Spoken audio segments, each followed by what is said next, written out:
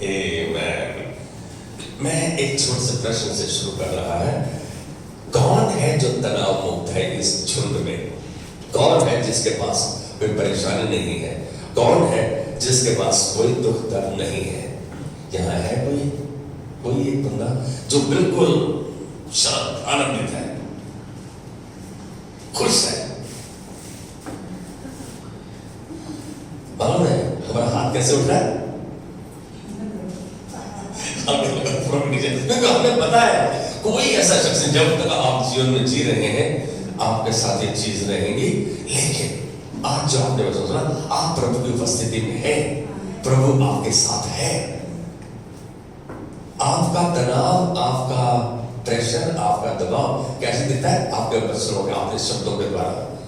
हम तनाव तो नहीं है लेकिन शब्द हमारे बहुत होते हैं जो अपने आप दर्शा देते हैं कि हम टेंशन में, हम प्रेशर। लेकिन आज एक बात रहेगा, इसका मतलब आप स्वतंत्र नहीं हो। जब आप तनाव के अंदर हो तो आप स्वतंत्र नहीं हो, आजाद नहीं हो। आप जिस चीज की सेवा कर रहे हो, तनाव की सेवा कर रहे हो, दबाव की सेवा कर रहे हो, आप पैसे की सेवा कर रहे हो, तो आप उसके अधीन हो, उसके दास हो। सच बात है। यीशु मसीह ने हमें स्वतंत्रता के लिए स्वतंत्र किया, आजाद करने के लिए आजाद किया यीशु मसीह ने। आज हम स्वतंत्र हैं, इसलिए स्वतंत्रता को संभाल के रखें, बनाए रखें, स्थिर रखें, मजबूत रखें। इस स्वतंत्रता यीशु मसीह की स्वतंत्रता, हम अपने आप स्वतंत्र नहीं हुए, उसके बलिदान के द्वारा हम स्वतंत्र हुए हैं। यदि स्वतंत्र हो गए हैं तो फिर हम दासत्व के चूहे में न जुटे, फिर दास ना बन जाए, फिर हम उसकी सेवा ना करने पाए जिसकी हमें सेवा नहीं करनी है। आप व्यवस्था को जानते हैं? प्रभु के वचन में मूसा ने व्यवस्था को जानते हैं? कितना मानते हैं मुझको नहीं मालूम, क्योंकि मैं दोनों मुझे नहीं मालूम, लेकिन एक बात जरूर जानता हूं कि व्यवस्था के द्वारा व्यवस्था को पूरा आप नहीं कर सकते। व्यवस्था को आप पूरा नहीं कर सकते। एक भी कमी घटी यदि रह गई तो आप सारी व्यवस्था के प्रति दोषी ठहराए जाते हो। जानते हो इस बात को? सच है ये बात? किसी से हाँ या हाँ में नहीं आया? कोई बात नहीं, आगे चलते हैं, क्योंकि प्रभु का वचन हमें लीड भी करता है, हमें गाइड भी करता है। लेकिन एक बात जरूर जानता हूं कि हम व्यवस्था को पूरी तरह नहीं मान पाते और फिर उसके दोषी ठहराए जाते हैं। यीशु मसीह हमें इस बंधुआई से छुड़ाने के लिए आए, आजाद करने के लिए आए, और उसने हमें आजाद किया अपने बलिदान के द्वारा। उसने हमारे पापों को, शापों को, दुख को, दर्द को, गरीबी को अपने ऊपर लिया ताकि हम आजाद होकर आनंद से जीवन जिए। जब उसने हमें आजाद कर दिया है तो अब हमारा क्या कर्तव्य है? जानते हैं? ये बात को जान लो। क्या बात को जान ले हम कि यदि तुम व्यवस्था के द्वारा धर्मी ठहरना चाहते हो, यदि तुम व्यवस्था को पूरी करने के द्वारा धर्मी ठहरना चाहते हो, तो आप मसीह से अलग हो और अनुग्रह से गिर गए हो। बात को जान लो। नया नियम आया तो नई व्यवस्था आई, पुरानी व्यवस्था, नया सब आया था, पुराने सब सारे उसके उस संदर्भ में बेकार हो जाती है। आइए गलातियों की पुस्तक को खोले 5वें अध्याय में और 4थी आयत को देखें। ध्यान से देखें तो इसी बात का वर्णन प्रेरित पौलुस ने गलातियों की पुस्तक 5वें अध्याय में 4थी आयत में किया। वो हमें इस सच्चाई को बताया है, और यही सच है कि व्यवस्था हमें हमारा उद्धार नहीं कर सकती, व्यवस्था हमें धर्मी नहीं ठहरा सकती, अनुग्रह ठहरा सकता है। गलातियों 5:5 कह रहे हैं, इसमें एक और सच की सच्चाई, एक और सच्चाई का वर्णन किया गया है। गलातियों 5:5 में कि आत्मा के कारण हम विश्वास से आत्मा के कारण हम विश्वास से आशा की धार्मिकता की बाट जो रहे हैं, हम उस आशा की धार्मिकता की इंतजार कर रहे हैं। इस वचन को ध्यान से पढ़ो, क्या कह रहा है? एक बार कोई पढ़ेगा इसको, यदि किसी की बाइबल खुली है तो। क्योंकि आत्मा के कारण हम विश्वास से आशा की हुई धार्मिकता की बाट धरते हैं। आमेन। विश्वास के साथ आशा जुड़ी हुई है, और आशा विश्वास दोनों प्रेम के द्वारा ही प्रभावित किए जाते हैं, इन्फ्लुएंस किए जाते हैं। मैं एक बात बताऊंगा, हमें से कौन है जो बिल्कुल रीति रिवाज को नहीं मानता? कहीं ना कहीं हम पकड़े जाते हैं, कहीं ना कहीं हम मान रहे होते हैं। मेरी बात से सहमत है, लेकिन रीति रिवाज, मानवीय चाल चलन, तौर तरीके हमें गिराते हैं, हमें गिराते हैं। एक ऐसी परिस्थिति आ जाती है जब तक बिगाड़ है। तो मैं अपनी माँ से कह रहा था कि यदि सब कुछ बेकार है तो एक बार सारे परिवार के सामने कह देना। कहते हैं उनके सामने कैसे करें? हम समाज से डरते हैं सच्चाई बोलने में, बहुत बारी सच बात है। ये रीति रिवाज, चाल चलन, तौर तरीके किस काम के नहीं है, किस भी काम के नहीं है। यदि काम का है तो केवल विश्वास। क्या है? केवल विश्वास, जो प्रेम के द्वारा प्रभाव डालता है। That influences through love। आपका विश्वास प्रेम के द्वारा सक्रिय होता है, ठोस होता है, मजबूत होता है, सच में मजबूत बनता है आपका विश्वास। और विश्वास जी के द्वारा धर्मी जन जिएगा। हम इसके वचन में होगा, विश्वास के द्वारा जिएगा। हम विश्वास के द्वारा जी रहे हैं या देखने के द्वारा जी रहे हैं? कोई उसको बताएगा? है विश्वास के द्वारा। डॉक्टर के पास जाके बोलना ये बात। डॉक्टर के पास जाकर डॉक्टर बोलता है मैं टेस्ट कराऊंगा तो उसको देखूंगा। इसका मतलब seeing is not believing. Seeing, देखना, विश्वास करना नहीं है। आप देख के विश्वास करते हैं तो विश्वास नहीं है। विश्वास उस देखी अनदेखी वस्तु का प्रमाण है जिसकी हम आशा करते हैं। विश्वास उस अनदेखी वस्तु का प्रमाण है जिसकी हम आशा करते हैं। तो विश्वास को सक्रिय करना, मजबूत करना, ठोस करना बहुत आवश्यक है। हमारे मुख के वचन बता देते हैं हम विश्वास की भाषा बोल रहे हैं या अविश्वास की भाषा बोल रहे हैं, प्रूफ कर देते हो। क्योंकि जब हम उस बात को वचन के साथ बोलते हैं, हम गलत सिद्ध हो जाते हैं। विडंबना यह है कि हमारी आशा विश्वास की सुई हमें पर अटकी हुई है। आशा और विश्वास की सुई हमें पर अटकी हुई है, हमें। वो ऐसा क्यों है? क्योंकि हम खुद गर्ज हैं, we are selfish, self centred, self focused हैं। हम, हमारा सब कुछ हमें पर टिका हुआ है। आज 2 दिन हमें रोटी न मिले किसी भी वजह से, क्या होगा? क्या कुछ है तो पूछो। अरे मेरे बच्चों ने नहीं पूछा, सबको अपनी पड़ी है, हम अपने में सुई आ जाती है। सच बात है। हमारी आशा और विश्वास की सुई हम ही पर अटकी हुई है। मैं ये करूंगा तो ये हो जाएगा मेरे लिए। मैं, I, my, me, we are, us, that's it, यही है। मैं, हमारा, मैं, मेरा, हमारा, यही अटका हुआ है हमारा। कहां है दूसरे प्रति आपका संवेदनशीलता? वो सुई हम पे अटकी हुई है, और वह इस कारण वश कि वो हमारा या तो घमंड है, अहम है, खुदगर्जी है, और ये चीजें हमें वचन पर चलने से रोकती हैं। ये चीजें स्थान लेती हैं ना। अब यदि विश्वास मजबूत है, कोई भी चीज रस्ते में नहीं आएगी तो आप वचन पर चले, आप कदम उठाएंगे। ये वचन पर चलने से रोकती हैं चीजें। और इसी के कारण मैं कहूंगा जलन, ईर्ष्या, वैर, कंपैरिजन, कंपटीशन, ये सब चीजें उत्पन्न होती हैं। कहां होती है? जब हम मालूम पड़ते ये बंदा मेरी मदद कर सकता है। हम मनुष्य की ओर देखते हैं, हम परमेश्वर की ओर कम देखते हैं। ऐसा नहीं कहा कि नहीं देखते, हम मनुष्य मेरी मदद यदि ऐसे हो गया। आज एक बात बोलूं, यदि आप प्रार्थना में विश्वास करते हैं और आप उसके साथ अपने संबंध को साधे रहते हैं रोजाना, तो आपको जब आपने प्रभु के साथ समय बिता लिया, उसके सामने अपनी विनती रख दी, मैं 100% इस बात को कह सकता हूं, एक बार नहीं 50 बार देख चुका हूं, लेकिन फिर हमारी सुई अपने पर आ जाती है।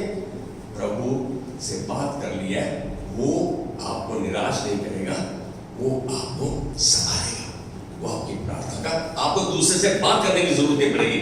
एक बार इस प्रैक्टिस को बनाओ तो सही, प्रभु के सम्मुख अपने आप को लाकर उसके सामने अपनी विनती, प्रार्थना, निवेदन, धन्यवाद के द्वारा उसके सम्मुख उपस्थित करो। परमेश्वर कहता है इस बात को फिलिपियों 4:6 में, किसी भी बात की चिंता मत करो, परंतु हर बात में तुम्हारे निवेदन, विनती, प्रार्थना, धन्यवाद के द्वारा मेरे सम्मुख उपस्थित की जाए। परमेश्वर कह रहा है, हम क्या करते हैं? मैं कह रहा हूं कोई प्रार्थना का, मुझे दिख रहा है कोई चीज में मुझे सुधार चाहिए, मुझे ये चाहिए, मुझे ये चाहिए।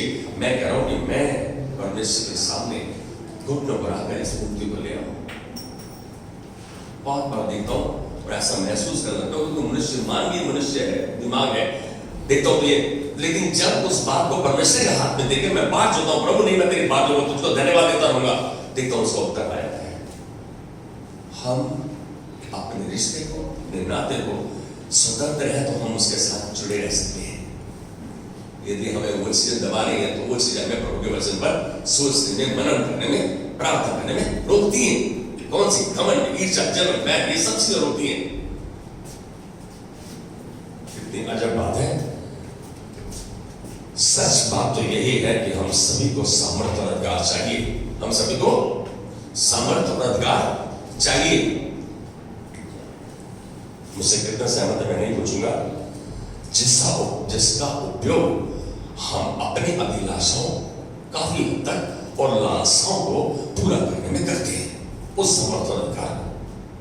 आपने कितनी बार मंत्रियों के बारे में सुना, उन्होंने इतनी जमीन हथिया ली, उनके पास इतना है, ये है। मंत्री जब बनता है तो कितना होता है, जब उसके बाद 5 साल बाद कितना बन जाता है? बहुत ज्यादा बन जाता है। अभी मैं न्यूज देख रहा था, बहुत ज्यादा नहीं देखता, वो बोले कि जो मिश्रा जी हैं, जिनके बेटे पकड़े गए हैं, उनको पकड़ दिया, जो किसानों ने उसने लोन दिया, उन्होंने अपने इलाके में शौचालय बनवाए। कह रहा है एक शौचालय काम नहीं कर रहा, टूटे हुए, दरवाजे नहीं है, कपड़े टांग रखे हैं। मैं एक बात कहूंगा, कोई चीज बनती है तो उसको काम करना चाहिए ना। हम कोई बात सामान लेके आते हैं, माइक्रो लेके आते हैं, दूसरे दिन खराब हो जाए और काम नहीं करें, कैसी मुश्किल है, काम कैसे करती है? क्या हम उसको, उस तथ्य को ले लेंगे? नहीं। लैपटॉप ले लिया, काम नहीं कर रहा है, हम तो देखेंगे उसकी टर्म्स कंडीशन क्या, उसको पकड़ लेंगे हम। लेकिन यहाँ हमने संविधान के प्रति वादा किया कि हम सेवा करेंगे निष्कपट होकर, निष्कलंक होकर। आज एक बात कहूं, क्या हमने सच में कभी अपने सरकार के मंत्रियों के लिए, अपने अधिकारियों के लिए, अपने उन जन के लिए जो IAS के हैं, जो टॉप अथॉरिटी में, उनके लिए विनती करते हैं? हमें तो बड़ी बड़ी है, तो मेरा ऑर्डर निकाल, मेरी फाइल खोल, मेरा भी काम कर, प्रभु ये बिकना है, ये खरीदना है, ये करना है। सच में हमारे सुई बॉबी भाई ऐसा ही है ना? अरे आप उसकी पेमेंट करने इसका, मैं एक बात बोलूं, अपने से सुई हटाकर थोड़ा दूसरे पे लेके जाए।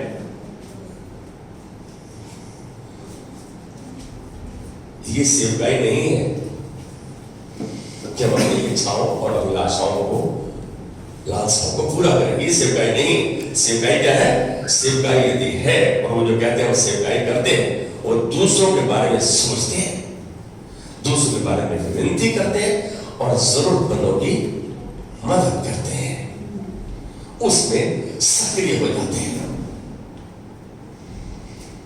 जब मालूम पड़ जाए कि ये जरूरतमंद है, फिर हम यदि उसकी जरूरत पूरी नहीं करते तो फिर हम पापी हैं, दोषी हैं। सच बात है, और हमारे पास है, फिर गलत है। हम तो मिठाई का डब्बा भाई ले जा रहे थे, और हमारे पास मिठाई का डब्बा आ रहा है, am I right? मेरे साथ है। हम अधिकारों, अपने अधिकारों के प्रति न सोचें, वरन अपनी जिम्मेदारी विश्वास योग्यता से निभाएं, forgetting and letting go our rights and fulfilling our responsibility for the high calling, जो महान बुलाहट परमेश्वर ने हमारे जीवन में दी है, उसको खुश होकर और आशा करते हुए उसको पूरा करें। Let us not defend for our rights, let us see what I can do. मेरी रिस्पॉन्सिबिलिटी, मेरी जिम्मेदारी क्या है? परमेश्वर आपको जिम्मेदारी देके उसको पूरा करके आपको प्रमोट करना चाहता है। हम स्वतंत्र हैं तो सेवकाई कर सकते हैं, अरे परतंत्र हैं, हम गुलाम हैं तो क्या सेवकाई करेंगे? हम कभी कभी ऐसा सोचा रहता है पादरी को ना बस एक झोला सा टांगने, प्रेरित भाई गरीब सा हो। पादरी के पास परमेश्वर ने अपने जन को रचा है, उनको किसी भली वस्तु की आज वचन बांटा था, कहता है जवान सिंहों को जो सामर्थ है, जिनके पास अधिकार है, जिनके पास ताकत है, कहता उनको धनी हो सकती है, लेकिन परमेश्वर के ड्रोनियों को किसी भली वस्तु की घटी नहीं होगी। परमेश्वर का वचन कह रहा है। आज एक बात बोलूं, हम परमेश्वर के वो डरवैये बने, आसान है हम उसके काम को करने के लिए। आप जब एक एक्शन लेते हैं ना, तो वो चीज का पुकारता है, बोलता है अरे ये है सेवकाई। आज एक बात कहूंगा, हम सबके हृदय में है कि हम वो कुछ करें सबको जिस जो परमेश्वर को पाए, ताकि हम परमेश्वर की नजर में फेवर को पाए। जान लो, यदि वचन और आत्मा के चलाए चलते हो, इस बात को भली बात जानो, यदि आत्मा और वचन के चलाए चलते हो तो व्यवस्था के अधीन नहीं रहे आप, तब आप व्यवस्था के अधीन नहीं है। अपने आप, मैं करूं, यदि आप अपने आप को देखते हैं और हल्का सा अंदर देख झांकते हैं और जांचते हैं, यदि आप अपने आप को जांचते हैं, देखते हैं, क्या पाते हैं अपने आप में? हम क्या देखते हैं, क्या पाते हैं? अपने आप में देखते तो क्या पाते हैं? कोई बताएगा मुझको एक आध चीज तो बताओ यार। हम अपने आप में देखते हैं, जांचते हैं, झांकते हैं, तो क्या देखते हैं, क्या पाते हैं? कबीर ने पता क्या बोला था? कह रहा बुरा जो देखूं मैं चला, बुरा न मिले कोई, जो मन देखूं अपना तो मुझसे बुरा न कोई। अरे कह रहा है जब मैं अपने अंदर देखता हूं तो मेरे से गंदा और बुरा मनुष्य कोई नहीं है। इस बात को उसने अंगीकार किया, कन्फेस किया। आज मैं इस बात को प्रेरित पौलुस कैसे कह रहे हैं, इसी 5वें अध्याय में गलातियों में ध्यान से देखो तो कह रहा है जब अपने अंदर को झांकते हैं, अपने अंदर देखते हैं, तो हम शरीर के कामों को देखने पाते हैं, शरीर के कामों को दिखने पाते हैं। तो हम तो शरीर में ज्यादा है, मैं आत्मा में है नहीं, उसकी बात यार शरीर में है। और ऐसे काम कैसे? घमंड, झूठ, क्रोध, ईर्ष्या, लोभ, व्यभिचार, झगड़ा, मूर्ति पूजा, डाह, बटवारापन इत्यादि इत्यादि। पौलुस होता है इत्यादि इत्यादि और बहुत चीजें हैं, ये थोड़ी सी हैं बहुत सी चीजें। यदि इनके अंदर झांक के देखें, क्या कोई ऐसी चीज मेरे में है? गुस्सा है मैं? सबसे ज्यादा गुस्सा तो मैं अपने बच्चों पे आया था, जब मैं देखता हूँ ये ठीक नहीं है। और मैं समझता हूँ बच्चों का अनुशासन करना माता पिता का कार्य है। यदि बच्चों को माता पिता डांटते हैं तो बच्चों के भले की बात कर रहे हैं, बच्चे कभी उस बात को बुरा नहीं माने। माता पिता नहीं चाहते, कौन माता पिता चाहते हैं उनका बच्चा नाश हो जाए? अरे सभी चाहते हैं उनके बच्चे तरक्की करें, लेकिन हमें कि हम ऐसे ही बोलते रहते हैं, देख लेंगे इनको, एक बार मेरी तनख्वाह बढ़िया आ जाओ है, इनको एक ही फाड़ी बस संतरे की, खुद पौना संतरा खाया था, मुझे 2 फाड़ी देते। हम कहा ये सच बात है, देव बात ये सच है। हमारे एक बहुत अच्छे मित्र, मेरे गुरु, वो क्या करते थे, 1 किलो आम लाते थे, एक आम परिवार को और बाकी सारे आम खुद खाता था। सच बता रहा हूं मैं, 100% सच बता रहा हूं।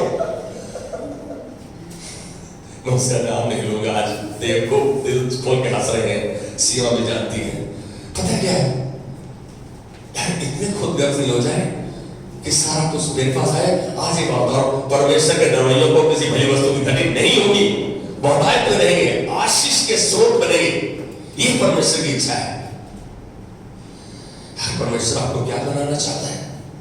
प्रेरित पौलुस कहते हैं कि ऐसे काम करने वाले परमेश्वर के राज्य के वारिस नहीं होंगे।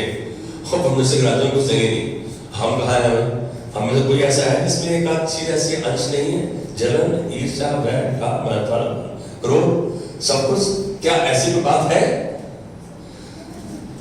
एक आध चीज तो हमें दिख जाने मेरे को दिख रही है, 10 है, तुम्हें एक दिख रही है, हम मानने को राजी नहीं।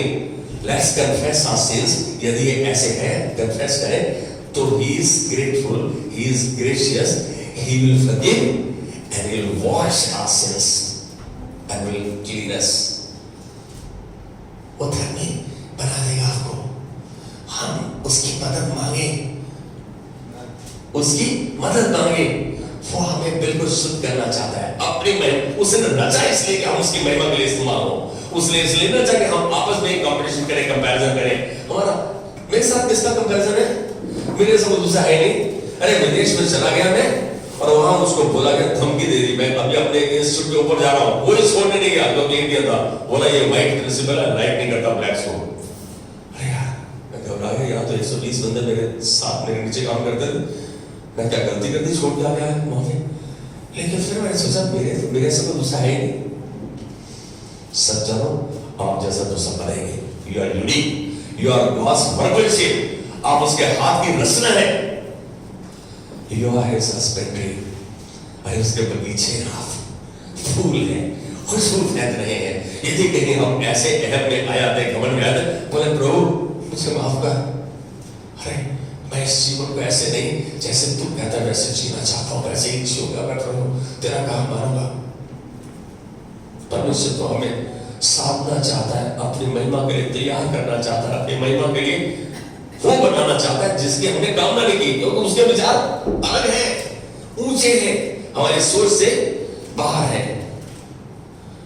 वचन व आत्मा के चलाए चलने वाला स्वतंत्र भी है और आशीषित भी।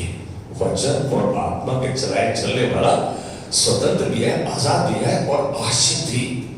विश्वास, प्रेम, शांति, आनंद, संयम जैसे दानों का धनी भी है। ये बोल रहा हूं मैं, ये दान, ये रहना चाहिए। क्या रहना चाहिए आपके पास? विश्वास, शांति, आनंद, प्रेम, संयम, इसके धनी होंगे। इसका मतलब इसके पास ये चीजें, ये दान बहुतायत से रहेंगे। ये मैंने कुछ मेंशन किए हैं, बाइबल तो बहुत है, हम बोलने में होता है, लेकिन जब हमारे पास कोई परेशानी टूट पड़ता है उस समय हम कौन से विश्वास का प्रदर्शन करते हैं? अमीर आदमी को बहुत सॉफ्ट करते हैं, मैंने देखा इंडस्ट्रीज में। लेकिन जब कभी एक्सीडेंट हो गया तो उस समय लोगों के रिएक्शन कैसे होते हैं? कोई बंदा हो दिया, उस समय कैसे रहते हैं? मैं समझता हूं परमेश्वर ने हमें आत्मा का धनी अपने वचन से सम्मानित किया है, दिया है हमको धरोहर में। हम उस वचन को जाने, समझे और इसका इस्तेमाल करें। आप स्वतंत्र किए गए हैं, स्वतंत्रता के लिए आप स्वतंत्र किए गए हैं, यीशु मसीह के द्वारा आजाद किए गए हैं। इस बात को जानिए। यदि हम आत्मा के द्वारा, मैं आखिरी वचन पढ़ रहा हूं 5 का 25-26, कोई पढ़ेगा प्लीज? मैं समझता हूं कोई पढ़े। गलातियों का 5 का 25-26 आखिरी वचन, और इसके बाद फिर हम केस क्या कहते हैं यहाँ पे? यदि हम आत्मा के द्वारा जीवित हैं तो आत्मा के अनुसार चलेंगे। हम घमंडी होकर ना एक दूसरे को छेड़े और ना एक दूसरे से डा करें। अरे भाई, हम तो बहुत बार साथ देते हैं, बहुत बार उंगलीबाजी कर लेते हैं, घमंडी होकर न छेड़े न उकसाएं। यहाँ कह रहे हैं आत्मा के द्वारा हम जीवित हैं तो आत्मा के अनुसार चलेंगे। आत्मा क्या है? बहुत लोग कंफ्यूज हो गए। प्रभु का वचन यीशु मसीह ने यूहन्ना 6:13 में कहा, जो बातें, जो वचन मैं तुमसे कहता हूं वो आत्मा है, वो जीवन है। हम इस बात को जाने, वचन आपके जीवन में चमत्कारी कार्य दिन प्रतिदिन, क्षण के बाद वो ये करना चाहता है, करता है, कर रहा है। क्या हम जिस समय फंस जाए तो उस समय वचन के पास आ जाए, प्रभु के पास आ जाए? क्यों करना है? परमेश्वर आपको आशीषित करना चाहता है। यहां मैं एक चीज और ऐड करूंगा, अपने शास्त्रीय अधिकारियों के प्रति, अधिकारियों के अधीन रहकर प्रार्थना बद्ध रहे। क्या करें? प्रार्थना बद्ध रहे अधिकार के अंतर्गत। If you are in submission then you have the authority. यदि आप समर्पण में, तो अधिकार आपके पास है। कौन इस बात से सहमत है? If you are in submission then you have the authority. परमेश्वर का अधिकार हम पे है। औरत का सर यीशु मसीह और उसका सर पिता परमेश्वर, अधिकार है।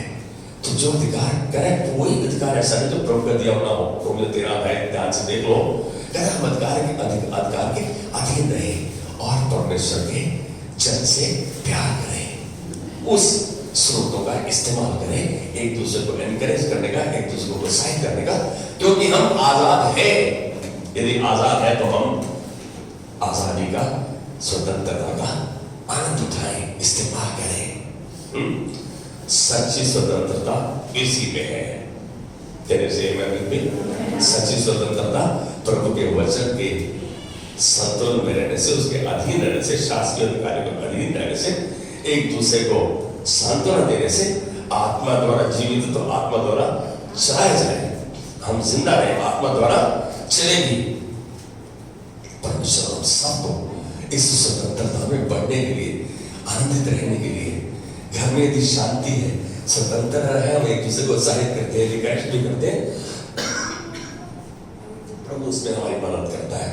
क्या करता है? मदद करता है। आइए अपनी आंखों को बंद करेंगे। प्रभु आज इस सच्चाई का व्याख्यान तूने हमारे लिए किया कि हम स्वतंत्र हैं और तूने हमें स्वतंत्र किया है। तूने उत्साहित किया कि हम आत्मा द्वारा जीवित और आत्मा द्वारा चले भी। प्रभु इस संदर्भ में हमें तेरी मदद की जरूरत है। हम वचन जानते हैं, लेकिन जब उसको अपने जीवन में लागू करना चाहते हैं तो प्रभु हम असफल हो जाते हैं, क्योंकि उसमें हमारा अहम, हमारा घमंड, हमारे अपने सेल्फिश मोटिव्स बीच में आ जाते हैं। प्रभु आज हम तेरे वचन पर केंद्रित करना चाहते हैं, अपने आप को तेरे वचन को जानते हुए, उसको समझते हुए, उस पर चलना चाहते हैं, ताकि तेरी स्वतंत्रता में जिए और स्वतंत्रता का आनंद उठाते हुए हम तेरे महिमा के पात्र बन रहे हैं। धन्यवाद के साथ तेरे अनुग्रह अभिषेक चरण अगुवाई को ग्रहण करते हैं और इस झुंड को यीशु मसीह के नाम में इस स्वतंत्रता के लिए आशीर्वाद करते हैं। धन्यवाद देते प्रभु। आने वाले दिनों में हम इनके अंदर के बाद तेरी महिमा को देखते हैं, यीशु मसीह के नाम में। Amen. Amen. God bless you. Have a wonderful week। और बाहर कुछ